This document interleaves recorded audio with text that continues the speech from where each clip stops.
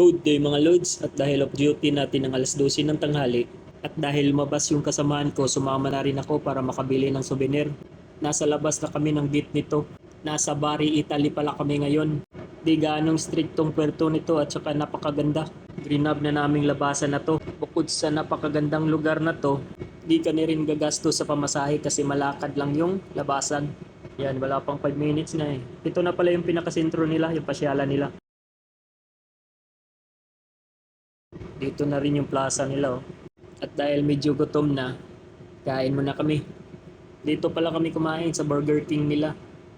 Nakakain na kasi kami sa McDo at saka sa KFC nila eh. Ito yung pipiliin ko. Yung best seller nila. Sold ka na nito. Yan, hinintay ko na lang yung order ko. Dumating na, kainan na. Di pala available yung french fries nila kaya salad na lang. Ito, habang pauwi na kami, nakadaan kami ng ice creaman kaya napabili kami para may makain. Habang naglalakad pauwi ng barko, medyo makulimlim na kasi kaya nagdesisyon kami na umuwi na. Yan, dito na kami sa loob ng puerto nito. May katabi na rin kami. Parang Inter-Island na ata to dito sa Italia. Maliit lang eh. At syempre, kuhanan din natin yan si MV Jurita. Yan, lutang na kami nito. 2 bodega na lang yung diniskarga. Hanggang dito na lang muna mga loads. Thank you.